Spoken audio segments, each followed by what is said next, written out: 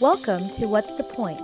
A weekly discussion of truth, realities, challenges, theological and philosophical views, national policies, and international concerns.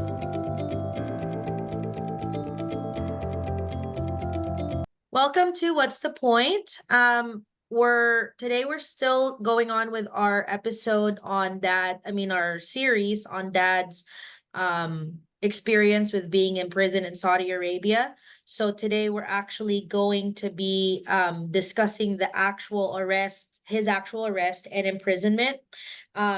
So if you have questions or wanted to know more about the details, it would be like on the previous episode, but today we're going to be like more talking about the arrest and his imprisonment.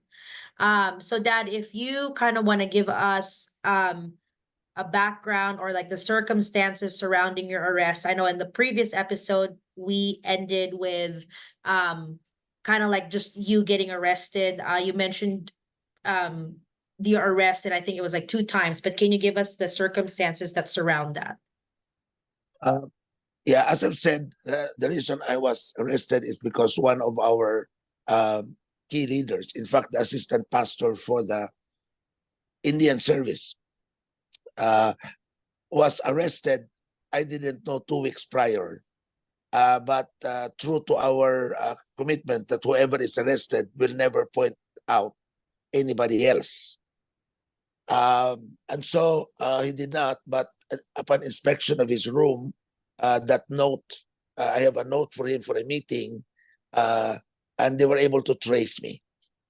So I was surprised that in the office, I was called and they said there were policemen. I was called I was called by my boss and said there were policemen wanting to arrest me. But before that, it is related to my religious practice. So before that, before the policemen could talk to us, we were all called to the office of the prince. So we all went, all the Christians in the office. I think there were 8 or 9 of us. We went up to the office of the prince, and he told us that okay, there are policemen wanting to arrest you, but I told them that you are only praying to your God. So I told them to come back 4 hours after. So you go home, clean up your house, and clean up your house so that when they inspect it, there's nothing there. So in Wait, my so he house, there gave is you a nothing. heads up? Like he pretty much Yeah. So did the prince knew that you had the prince The didn't police know you were had a church. No, the prince did not know we have a church. So they thought it's Okay. the accommodation that the company gave us. And so where I'm staying, I was staying where I was staying. So he said, and all you guys in the company accommodation, you go home, clean your rooms, because when they come back, they will inspect that, and if there's nothing there, then it's okay. I just told them that you were just praying to your God. So we all went up. So of course I cleaned my house, or not, there's nothing there much. And then But the church isn't in your house.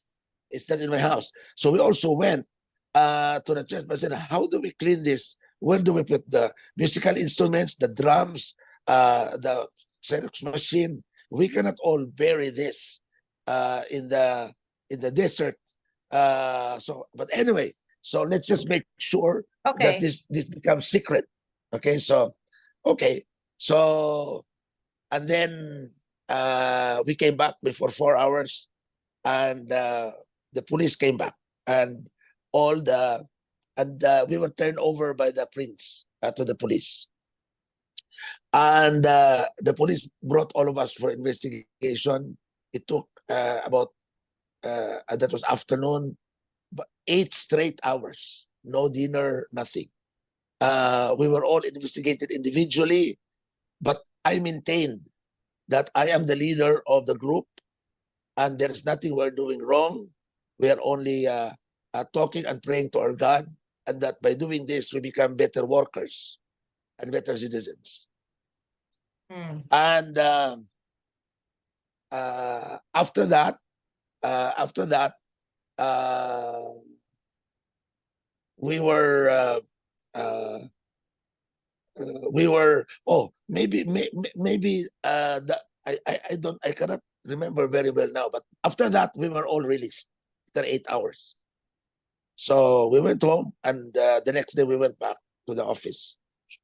I don't know exactly why. I cannot remember now that after 2 or 3 days the police came back. I don't know, maybe the guy in prison said something because he was tortured. So and maybe really was able to tell, and this I cannot check, that we have a place of worship or something like that, or a place we meet. So the police came and arrested me this time, and he said, I need to go to your place. So To your just me. place. Okay. To my place, just me. And so I was in the police car, and in fact, we already alerted the people that not to go to my place because we were arrested 3 days prior. But on my way there, I saw some brothers walking towards my place, so I was trying to signal them, don't go to my place. And so we went. They inspected my place. They found nothing except a cash box with a lot of money, the offering of the church. Mm. I forgot to hide it.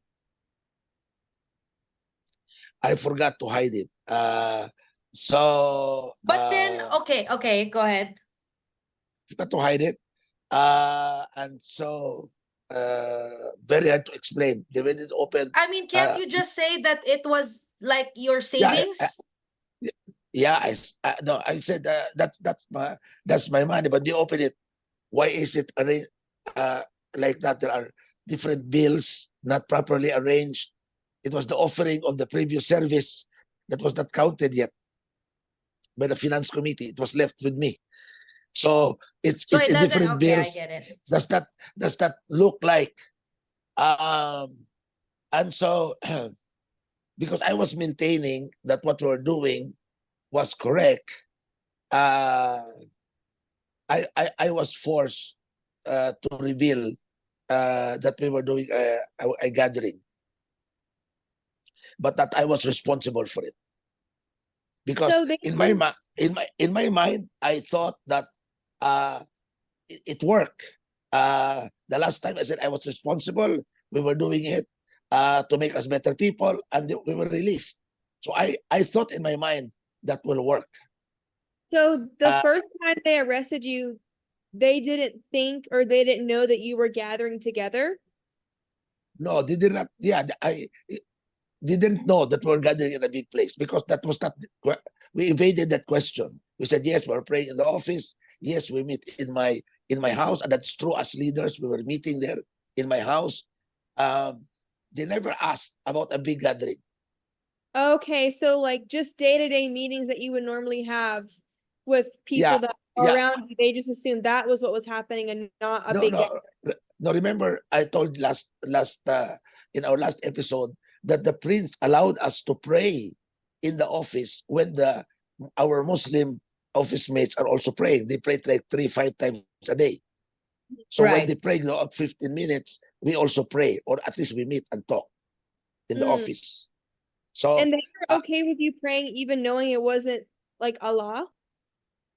yeah, because we were told by the prince that we can. We said we were praying to God, and so Because it was like of pretty this, much like the prayer time. So they were it was a prayer like, no time. one was working. So like then they were saying, well, they get a break for 15 minutes. Like we want to have a break also. And like we're gonna pray, like you're praying, like we're also gonna pray just to a different God. Because I guess like they're allowed to their own religion. They just are not allowed Yeah. to evangelize. Mm. Yeah, so we're allowed to pray. We're not allowed to. What I didn't know at the time is that. So what I didn't know that at the time is that the crime is not much about the prayer and the worship. The crime that makes it sort of worrisome for them is the meeting together of a big gathering, meeting as a church or a big gathering, because that is threat to national security. Please understand that Saudi Arabia, the king is called the king and the custodian of the two holy mosques of Islam. Meaning that Saudi Arabia is the holy ground for Islam. So any organized religion in that place is a threat to the headquarters of Islam. Okay, so So you I didn't know that. they're okay with larger gatherings as long as it's not religious, but if it's religious outside of like Islam, then they have a problem with it. Yeah, yeah, not that big. Like if you have a birthday party in your house, that's tolerable so long as you do not disturb the people around.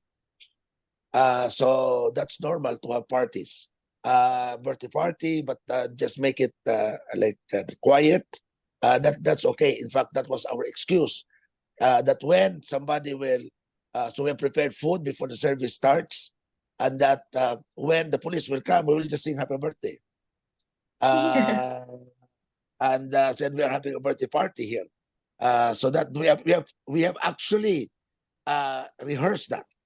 So when police will come, happy birthday, and then so that was our excuse, just in case. Are you the birthday person?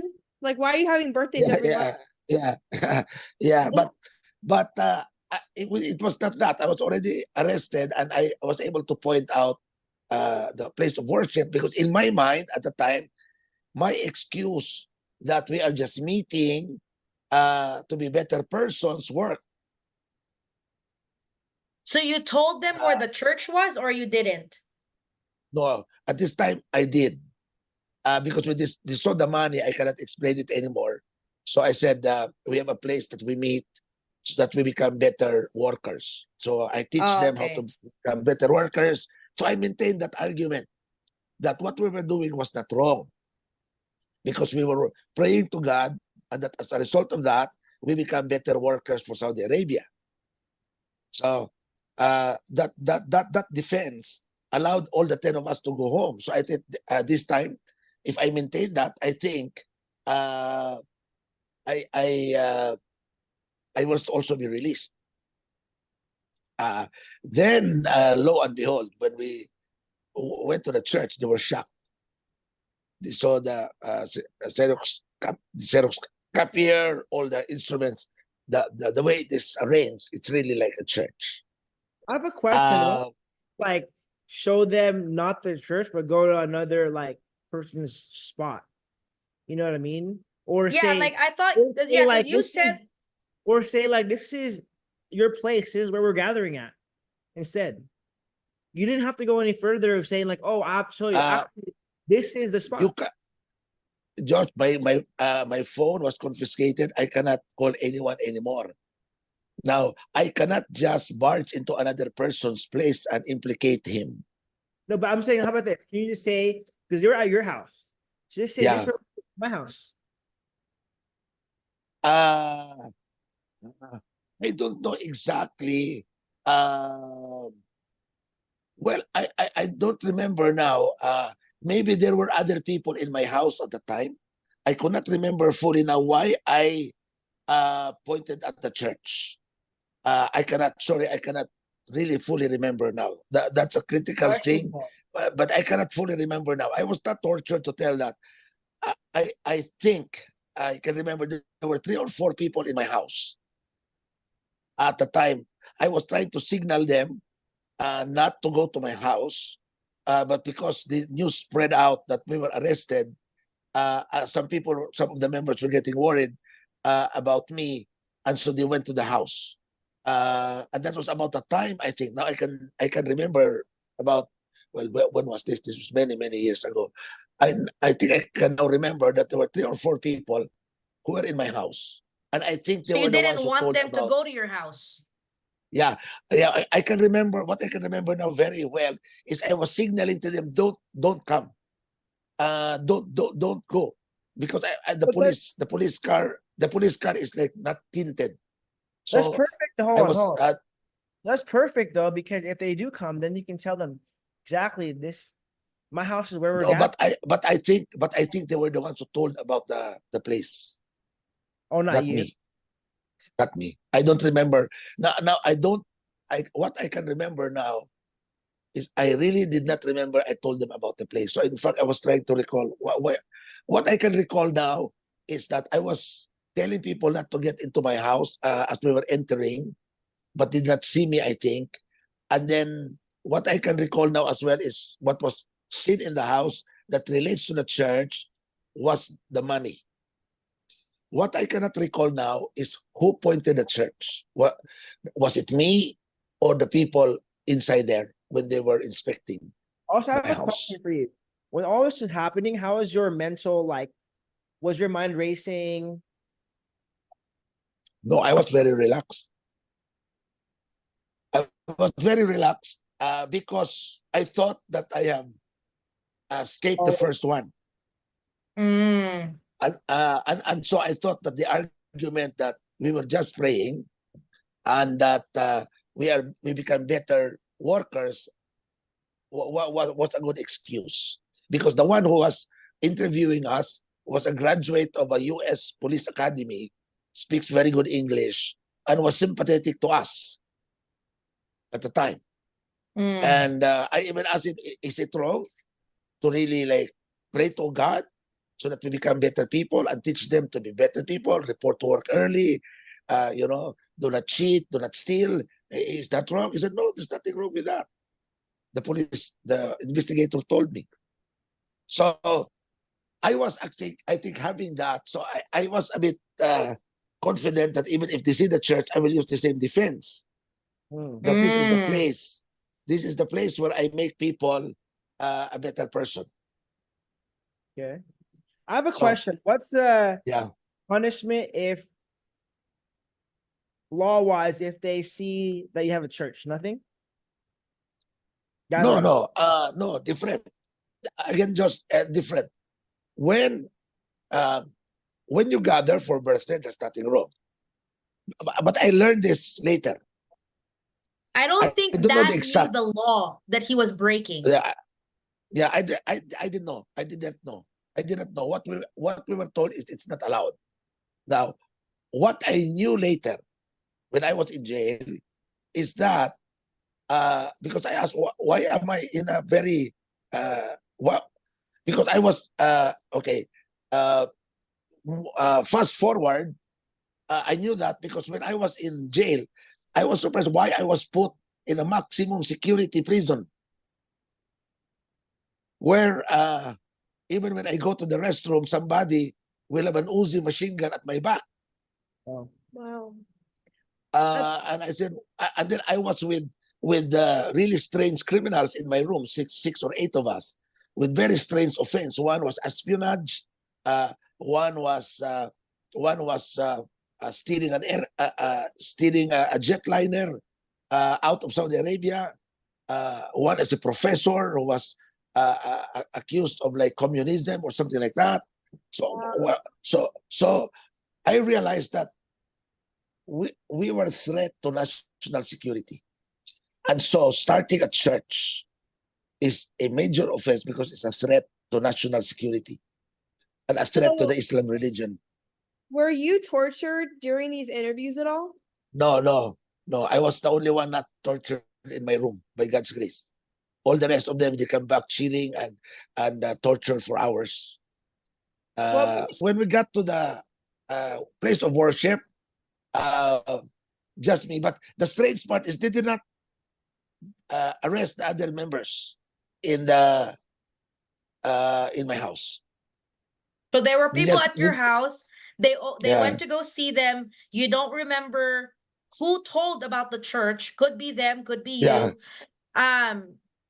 because you said that you were pretty solid on like what your reasoning was. Your reasoning was we're just making better people. So you were thinking maybe one of them slipped and said, "Oh, we gather here," and you just rode along with it. Like, yeah, it's fine. That's where we make better people.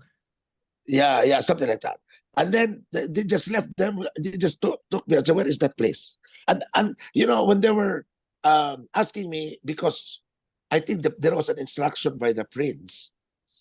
I think they were very, very. How do you call that? They were not harassing me. They were very kind. The police, Mm. which is unlikely now. And then when they went to the room, that's when I can see the reaction of the police.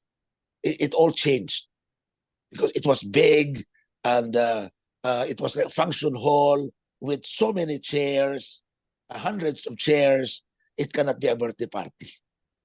And so they called for backup. And then I think, if I remember, 2 trucks arrived. 2 trucks with policemen arrived at the scene, and they got all the things inside the church, the Mm. keyboard, the everything, keyboard, the photo machine, photocopy machine, the everything as evidence, the papers there, everything. And after that, they called, I think, they went back to the office and reported to the prince. And I remember, I think the prince, I remember the prince calling us again to his office, all of us. And So you're not in jail yet, or? not in jail yet, not in jail, back to the office. And then the prince was this time like angry, not angry, very angry, but said, "But I thought you were only worshiping in your place. What the police said you really have a bigger place." I think that is a problem. The prince said, "I think we have a problem here. So Harold, you have to go with the police. They will investigate you further." So then that was the time I was brought now to the headquarters of The the police. question, And- even then, Yeah. how's your mind at that point when you heard that? I was very calm, and that's the reason why I was saying that is grace, and that's the reason why I can relate with Paul and Peter when they were in prison, that they were just relaxed, because God's grace comes on that time. I was relaxed. I was not panicking. I was not, I was relaxed. I was Another just thing to hungry. think about too is like, somebody might ask like, how can like, Peter or Paul, how can they write letters in prison? How are their Yeah. minds function at that point? But that's a good. Yeah, I was And- very calm. I was very relaxed. I was, because you remember my mindset was an activist as a student. Even as a student, some soldiers wanted to arrest me. I always like sleep away from the boarding house, and so I was used to that kind of like trying to escape away from a situation. So. But I was, by God's grace, I was very calm. So then, when I was brought to the police after certain asked questions, then they said they will bring me to, because it was evening now. They will bring me to the area, and then where I will sleep. And then I saw it. Oh my! This is prison. I was getting inside the prison cell, but it's not like the prison you see in the movies where you can see the other prisoners. So it's a big building. I was walking through like alleys that I cannot see anyone. And then I was brought to my room. And then in my room, there were other people.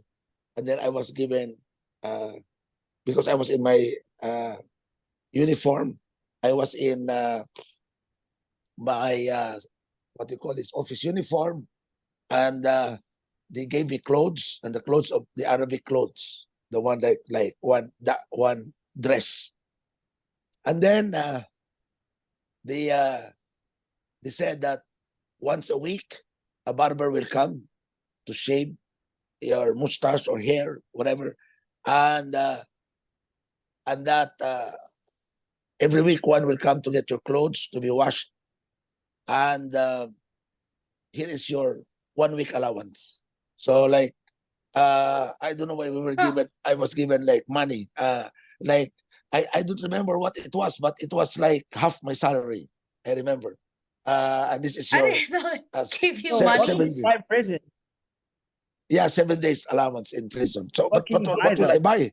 Yeah, what can I buy in prison? So give me allowance. And so of course when I went there was already a bed. No, not a bed. Like a flat, like a mattress, foam mattress. So I told the guys, "Hi, hello, how are you?" So we began sharing what was our crime. So I interviewed everyone, and that's the reason why one person there just entered Saudi Arabia from Sudan, and he was a professor, but he was carrying books that were like could incite to rebellion or something like that, or communist books, and he was arrested. And I think his crime was he's infiltrating to teach communism, something like that. And then another guy was a guy from Malta. I remember very well because this guy said was an electrician, and then he was assigned to fix the electrical problems in the house of the king, and then he fell asleep because he was so tired. And when he woke up, he was accused of spying, espionage. What the heck? That Uh, sucks. yeah, so and he said no, and he already told me that he has already been tortured days before to confess who was sending him. And he said, I am no spy. I'm just an ordinary person who was so tired and slept uh, in the palace of the king while waiting for my work to be done. And then another guy was like something like a proud Arab guy said, you know, this government is what he was talking against the government. And then so I think he and his wife, or I don't know, I think he out of like discontent for the government, I think he was working in the airport, but he learned how to fly a plane, and so he entered a Park 747 and he tried to fly the plane out of the airport. And so lo and behold, all the other aircraft were ganging on him, so he had to stop on the runway the plane, and he was arrested. So Doing that. yeah, against to protest the government because he was against his government. He was So like he against wanted the government, so he the wanted to like the make a government stand. So he was very gonna steal a strict. So plane. I don't know. yeah, he would like to make a stand. He would like to steal a 747 plane. And so I said, oh my, I am in a room with crazy people. What about the professor?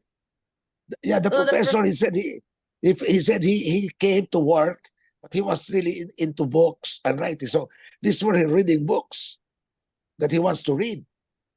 According to him, he was no communist. But because he was like found with those books, they just automatically took him. Yes, yes. Remember, as I've said, the justice system in Saudi Arabia at the time is that you are guilty unless proven otherwise. Mm. Mm. So the moment they have proof of a prima facie action that it is leading to a crime, you are immediately guilty. You prove that you are not. Now it's very different from the US or democratic states that you are innocent unless proven guilty. So the one who accuses is the one who should prove that you have a crime. There at the Yeah. time, I don't know now, but there at the time is that when you are caught, you prove that you are innocent. Wow. It's Yeah, that's not the opposite of what we have here. yeah. I So feel the like so burden, many other countries on the like west side of the world are like that though. I'm sorry, the east side of the world. The east side. They're very much like yeah, yeah. The they have a communist is like they that have a also. harder stance of when you're proven innocence versus Oh, America. communism's like that too. Communism is like that. Now remember, Saudi was not democratic; they're monarchical form of government. Yeah. And so, we were there. We were there, and I can imagine. I can remember very well. There were no windows, and there is light on top. It was a very high wall, but the room was So pretty is it big. four of you, right? 4 guys in one No, room? about 6. I couldn't remember the crimes of the other people. I couldn't remember it now. But they were all very strange crimes. And so we all concluded that our crimes were related to a threat to the government, because they were all strange crimes. And it was not like somebody stole money a little bit, or it all related to crime. And then we don't have a bathroom. No. Yeah, we don't have a bathroom inside our room. So when you So when you go to the restroom to take a bath or take a pee or whatever, there is a guard watching us outside the cell. So you have to ask permission. And so didn't put me in handcuffs at the time. And then they when you go to the restroom, that was when I said, at the back, they do like that. There's a Uzi submachine gun at your back. And then when you are inside your cell, you go to inside the toilet, and they're waiting outside. When you take a bath, they're waiting outside. You can take a bath all at the same time. right, one at a time, yeah. Yeah, one at a time. And I said, why am I guarded like this? Where I just, trying to preach. So somehow I also asked the guard. I also asked the guard a little bit, and I said, "What is this place?" And then he, through broken English and whatever, he said, "This is a place for political prisoners and very dangerous prisoners," like that. So very dangerous prisoners and political prisoners. So it's not an ordinary, and he said it is the most secured jail in Saudi Arabia. It is the Dang. most secure jail. So it's like maximum security prison. And maybe he was trying to say, if you were trying to plan an escape, don't Like don't. don't On the way yeah. there, were you Yeah. blindfolded? How did it work? No, I was handcuffed. No, but you knew, like on the way from From the office to my house, I was handcuffed. But you to weren't my- blindfolded, so you know No. where everything is. Like I you was can not. see. I was not blindfolded. I can see. So it was a big office. It was a big building. We were in. I thought it was a government building, because buildings there look the same. But when I entered, they brought me through alleys to my. So it's not like a prison where you see the other prisoners, like an alley like that, and at the end of it there's a room. So I don't know where is the entrance of the other prisoners. I can only recall one room in my prison. I have not seen any other room. So you I walk just down sit a in- hallway, and then the end of the hallway is your room. It's my room, yeah. I have not seen any other room. It's a very strange prison. I do not see any other. I go to the restroom, I've not seen other people. So and then So one you week don't see came, other people besides the other 5 with you. yeah. But every now and then, one of them will be called, and they will return after 6 hours, and then shivering, and then like chilling, And then what happened to you? I was electrocuted. I was tortured. the heck? He will say, yeah. So that was when I was a bit scared, and I said, when will be my time that I will also be tortured? Because every one of them, every day, one will be called, and then he will be investigated. He comes back like, you see him like really stressed out, and like, you know how it is, like beaten and something like that. And so what did he do to you? I was tortured, electrocuted, water, whatever you do that, like investigation in Guantanamo Beach. Oh, whatever waterboarded. waterboarding, something like that. So they were tortured. But and so 1 week came, 1 week, 1 week in that. So and I have nothing to do. This they gave us food. 1 week after, there was a barber who shaved our mustache, and then got whatever they can wash, and then gave it again another allowance for next week. So I had money. I was piling money in prison. And in prison, since I cannot read my Bible for my quiet time, so I had all the time to pray, and I recite verses. I recite all the memory verses I have memorized in my life. You're reciting out loud or in your mind? Nah, just in my mind, and that I had all the time to pray. I had all the time to that. But you know what sort of tortures you is that what will follow next? I cannot contact anyone. I cannot talk to anyone. No one was talking to me. I don't know. And then I think this guy who is a professor knew about the law. That was where we learned, I think, a lot. I think it's from the professor. He said that my crime, if I can be proven to start a church, and this is now in answer to your question, Josh, under the Sharia law, if I started a church, provided I did not bring anyone from Muslim to Christianity, my sentence is 12 years imprisonment. According to his study, this guy, the professor. So if you were caught, illegal assembly was the crime. Illegal assembly is 12 years imprisonment. So long as there is no Muslim who was converted to Christianity. When there is a Muslim converted to Christianity, the Muslim will be beheaded together with the one who converted him. Yeah. Then I told myself, oh my, there were members, there were 2 or 3 Muslims in the church. Now I understand why the other guy was taken by the parents and sent out to Pakistan. But there were 2 others. If they will be caught, they will be beheaded, including me. Oh. So that was why when it dawned on me,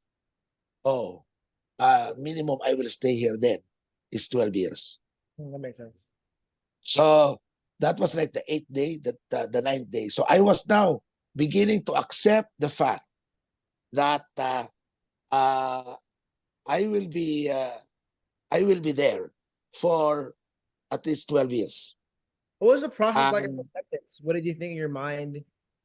How did it work? Yeah, it's like a process of like, now this is it. Now I know that when I will be called, I will be called. I was thinking to my mind, I will just accept it. So I will not be tortured anymore. I will just stay here. I will try to evade the Muslim thing, so I will not be beheaded.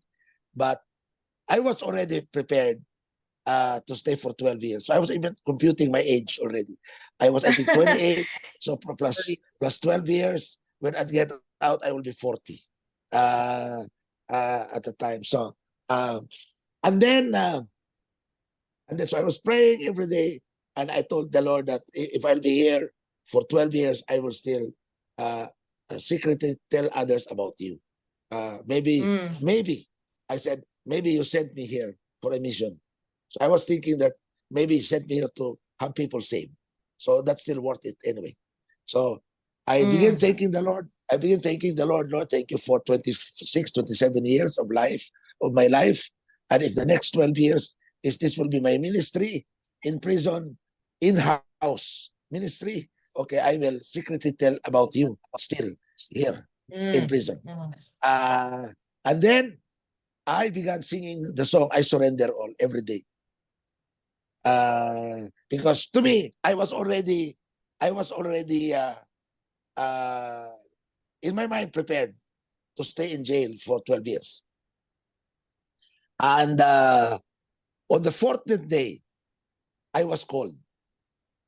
14th day, I was called. I How said, do you, oh I have my. a quick question. How do you know days? There's no windows, right? There's no. No. There is a light. There's no windows, but there is like a 1 foot like window really, but it's you cannot climb it because it's like 20 feet above you. So there is light coming from the outside. So you know it's dark. You know it's dark. Okay.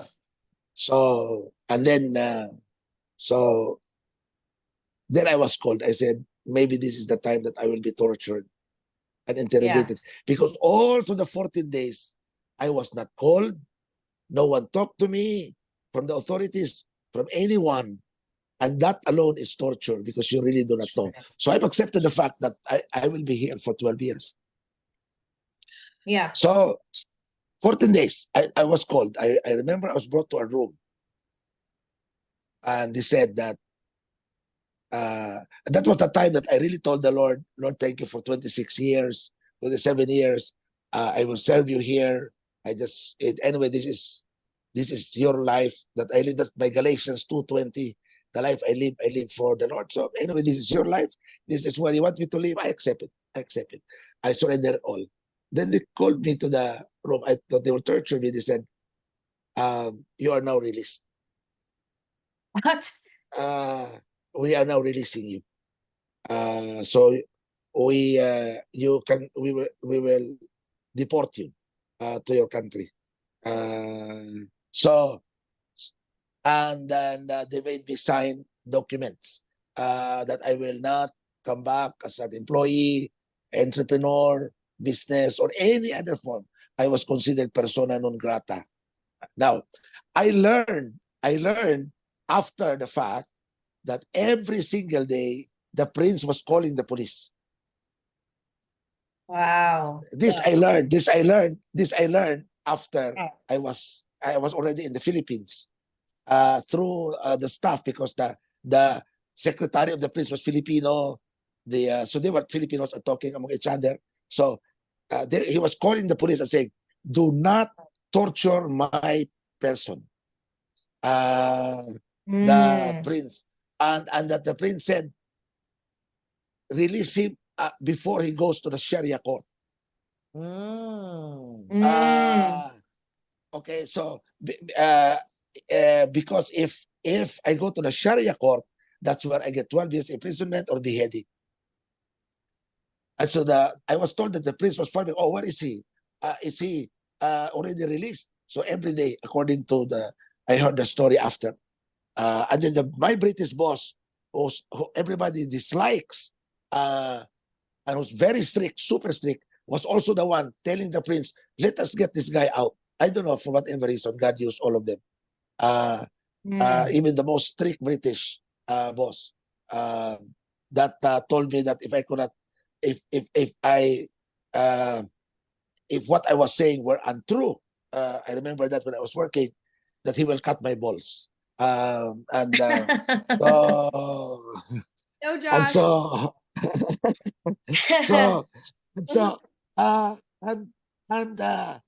so I said, oh wow, I was already released, and then lo and behold, I was happy. So they brought me into a van. I thought I would be brought to the airport. They brought me to another they call deportation area, which is also a prison cell.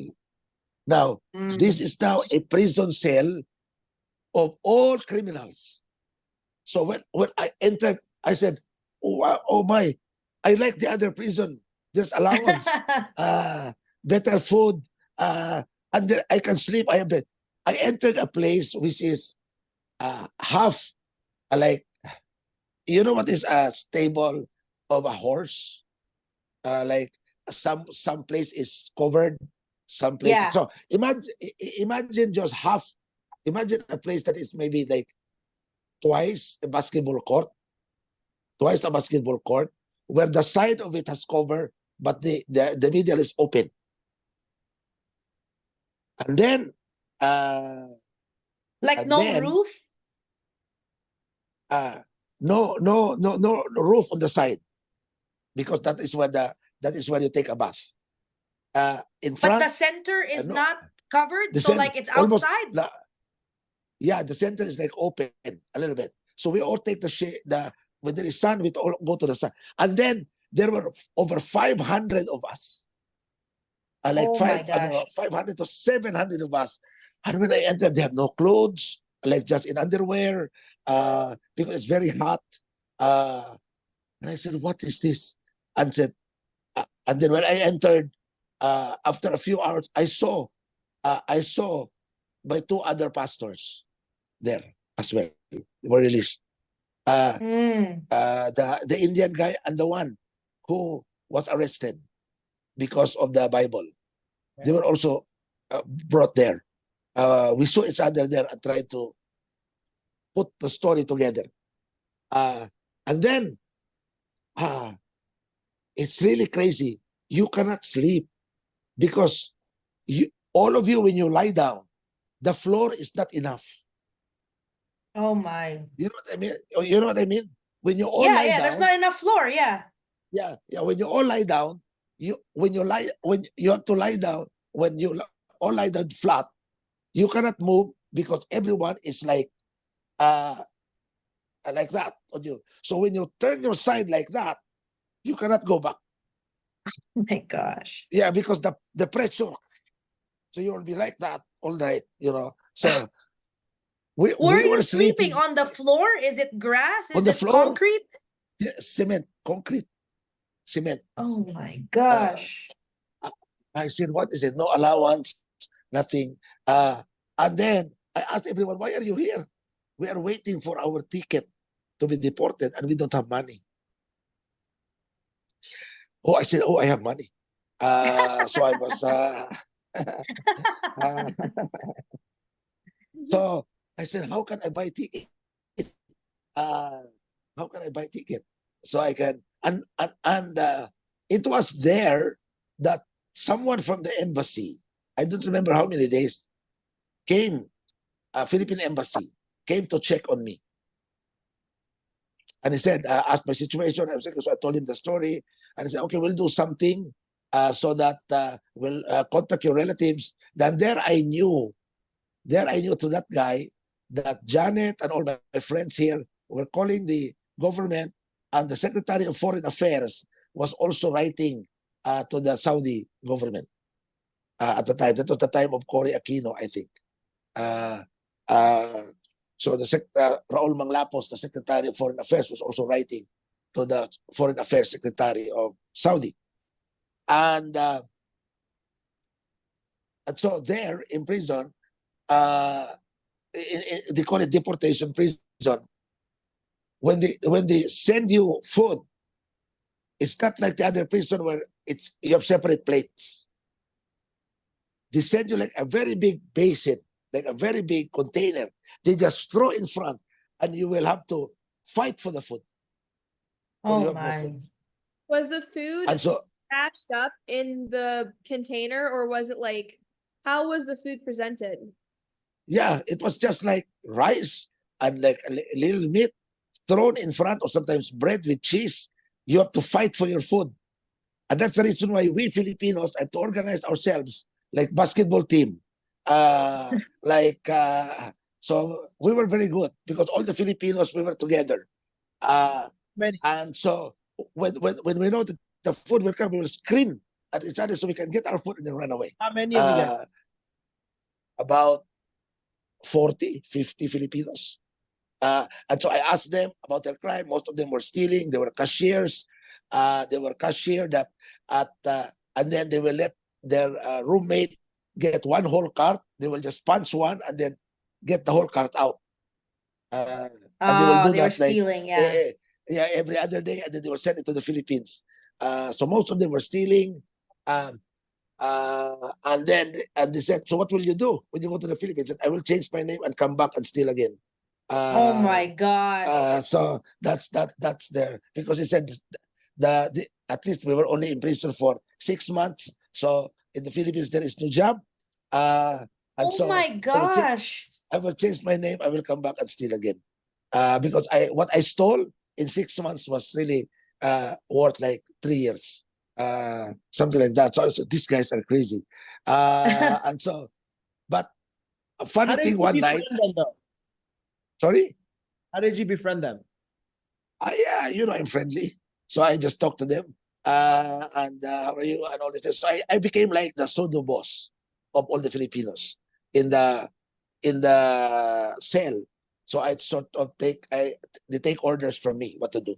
And then I don't know why they I think- believe him. Like, what makes Yeah, them yeah. like, oh yeah, like let's listen to this guy yeah, and I was like believe him. I was like the natural leader. And believe me, the Filipinos there, we prayed together.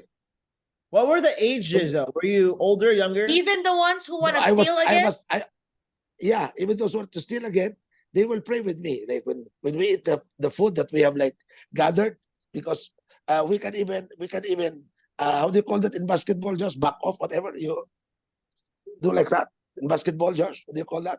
Box out. Box out. We can even box out Africans.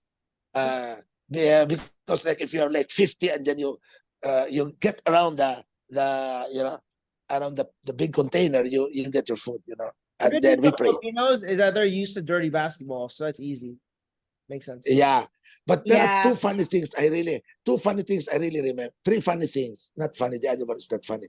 Remember, one time we were all sleeping and there was commotion in the inside the prison because one Filipino was kicking everyone who was lying down.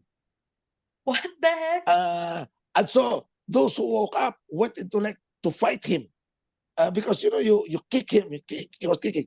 And so when the fight was about to begin, I said, stop. I said, stop. This guy, his eyes is closed. So he was sleepwalking. He was sleepwalking and kicking everyone, and 40 people was standing wanting to punch him. I said, stop, look at him.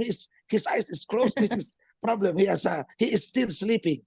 And then it came down. And then another funny story. I saw 6'5" African, 350 pounds, running away from a 5'1" Filipino who is 100 pounds. Why? Running away. And I saw it from a distance. What's happening? The 350 guy was running, and then the Filipino was running after him, a small. I said, what happened there? And so I would stop. What are you doing? I will kill him. And he has a knife. Where did you get the knife? I said, the knife, he made a knife out of a battery. He saw a battery and he knows how to make a knife. Battery. Yeah. So he made a knife out of the battery. What happened is he was in the restroom moving his stuff. In the middle of it, the African maybe was also had stomach problem, went inside and then took him away from the toilet bowl. And he is not done yet. He was so mad. He would like to kill and then when he got a knife, the African really was scared and ran away, and he was following it. I said, stop, you will stay here longer. And then third, because we pray regularly. Remember this guy?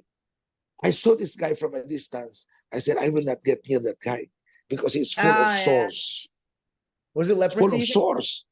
Yeah, it looks to me like leprosy or like about maybe 60% of his skin was like had pus, like infected. I said, what is that? And then after we pray, he will come to me and say, hello, brother. Like that.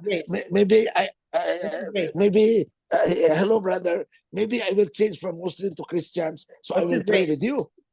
What's that? What's his race? Arab, maybe Pakistani, or maybe But maybe he's African. Muslim? Yeah, he's Muslim. He said, "Can I join your prayer? I will not. I'll stop being Muslim, and I'll pray. Pray." I said, "Yeah, okay. We'll talk about." And after he left, I go to the toilet and I wash the part that he touches, because I don't want to have skin disease. And every time he does that, I wash.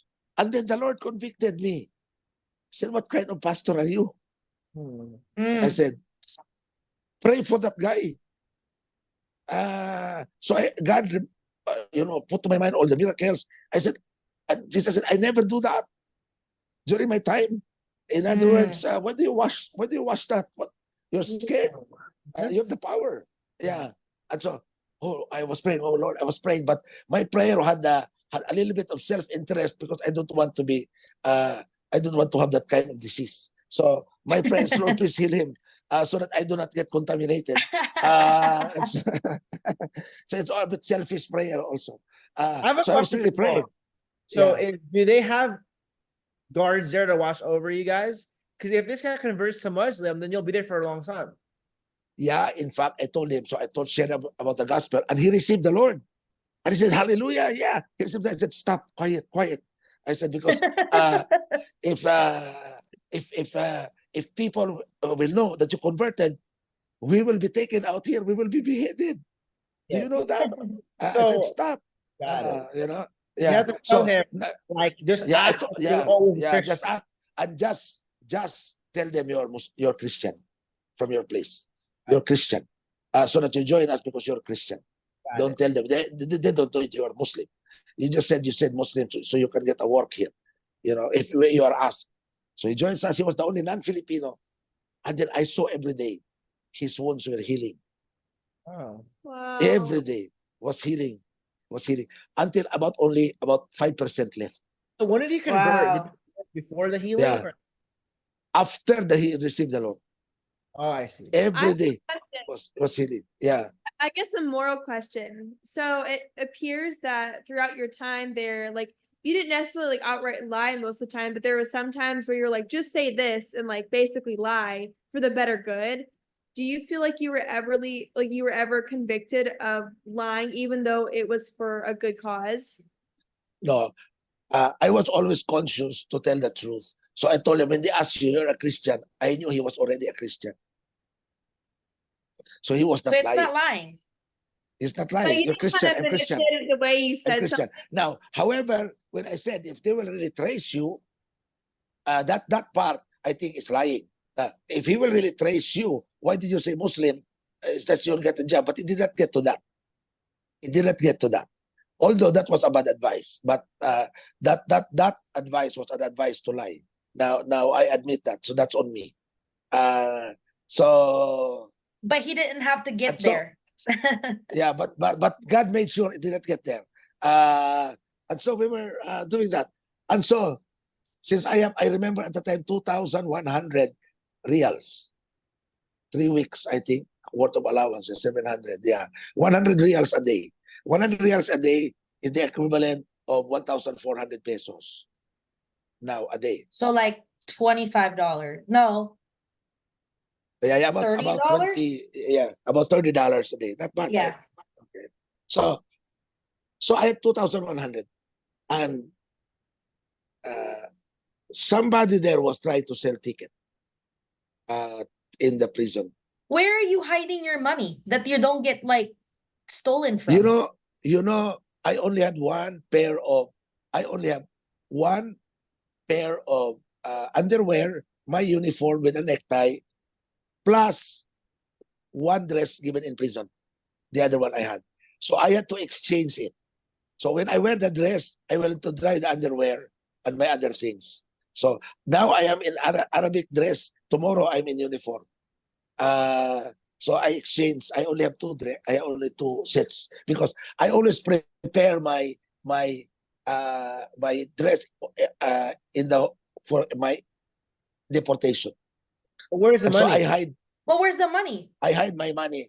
When I hide it in my underwear. And then when it's not underwear, my Arabian dress has a zipper on the side where you put your money. Did you So the something like that. people didn't So- know. The people didn't know you had money. People didn't know I had money. Not Which- even but the some people Filipinos. Like, did you just flatten it out against your butt cheeks, or did you like put it in the crack? He probably put Yeah, it in the crack. It's all like full of like poop. Yeah, Ew. yeah. So it's money with bacteria. Okay. So So where did you so put the it? money- Actually, where did you put it? On the side? wherever, I do not remember where it is. I did not smell it either, so that's it. That's Why, when you so get money- nasty. It's all like disintegrated and sweaty. Yeah. Why, when you get paid, do you smell your money? Okay. And so then then someone was trying to sell ticket to me, but I think and it was very good. And then so I paid 2,100. I remember Kuwait Airlines. And then I said, oh, the date was there. So I registered. I already be deported. Okay. And then when we went to the airport, the ticket was fake. Oh my. So the ticket was fake. And then I could not find that prisoner anymore who sold the ticket to me. Wait, but you were out of the deportation area then. Yeah, no. So I was out. I went to the airport. I was put in a van. I thought I would only be deported. Maybe this was already from beginning of prison, 14 days, plus maybe another 16 days. So that's 30 days now. So I would be out. And then when we went to the airport, the check on the gate, this ticket is fake. Okay, so pause. So can't you, if I were you, wouldn't you just say, hey, I'll sort something out. I'm just gonna say in the airport, call my like sibling and then No, I cannot call. I was in handcuff. I was the police. I have to be turned over to the pilot. The rule of deportation is the pilot will sign for me because I have to be out to another country. I'm not even allowed to take a plane that goes to another town in Saudi Arabia or another city. It should be international flight. But couldn't you talk to them and be like, hey, look, you can tell that like I got, obviously robbed. No, So no. can I just I buy tried that. something right now? I tried that. I tried that. The police would not. You are inside the. You cannot talk. You are inside the. You know a car with a prisoner car I see. outside. Yeah, it's like that. So they check the ticket. They said, your ticket is fake. Go back to prison. I see. Yeah. Mm. So the first time I went to prison, I find who was that guy who sold me this ticket. Okay, and then I could not find him. So maybe he was also like selling fake tickets there, maybe with the police, maybe corruption or whatever. I could not find him. So you went back to But prison. I went back to How much prison. money did you have left? And so the Filipinos said, "Oh, we're back. Welcome back." And so I said, "Oh my, how long will I stay here?"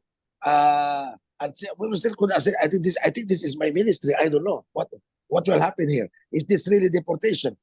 And then another 10 days after, somebody from the Philippine consulate, or 9 days after, from the Philippine consulate came to give me a ticket. Nice. Mm. Indonesian Airlines this time. A ticket from Indonesian Airlines. And then the Garuda Air. So now I was brought. I think this is now correct. So I was in handcuffed, and then this time the police was kind to me. He did not handcuff me. Okay. He said, "But please behave. I will turn you over to the pilot, and then you're free. Okay? Don't do anything stupid because you're free." And so remember that my company is the largest tourism company, and we manage the airlines, 27 airlines, including Garuda Air, because there are no lady stewardesses. So we manage the airport. You know, when you check in, the staff there is our staff, you know, contracted staff. The uniform is similar to my uniform. And so when I get to the airport, I had no handcuff, because when you are deported, you have handcuff, people know. And I was escorted by 2 policemen. And then, but when they saw that my uniform is the same as the airport uniform of everyone, he said, no, do not run away, because we will not know. Because, you know, everyone looks like you. Okay. Yeah. I said, no. I will not run away. I'll promise you. Do not put me in handcuffs, please. I will not run away. So you see, I was walking like a dignitary, with 2 policemen, and then you know how Filipinos are, very long queue in the airlines with very big bags. Filipinos coming back home, and then they were saying, you can hear, it translated in English, this is big time Filipino. You see, He's getting escorted. But he's escorted by 2 policemen, and then he does not line up. He went straight. I said, big time. And they were also, oh, wow, big time. So I can hear that. And so when I got to the plane, and the pilot came out and meet the policemen, they signed, they turn over. This is a criminal, blah, blah, blah. So she's not allowed to leave the aircraft anymore. So when I got inside my seat, remember the ones who are cleaning the plane are the people I pay salaries to. Okay. They are all Right. working for my company. And so they saw me, oh, you are released. So they went inside the aircraft. The people who were cleaning and like that, because I was early. Oh, sir, you're released. So they talked to the supervisor. You move to the first class. So you move to the first class. We will talk to the assistant pilot. He is like half Filipino, and half American. So they moved me to the first class. So I was deported, taking first class Garuda Air to Indonesia. Okay. Dear Lord, thank you so much for this time that we got to talk. We got to hear that story about his imprisonment, and in his arrest. Thank you so much that he's here with us today to tell us the story, that you protected him in prison, and that you were able to get him released, and that was all through you, Lord. I pray that this story blesses someone that's listening to this episode, and thank you again for this time together that we can discuss you. In Jesus' name we pray. Amen.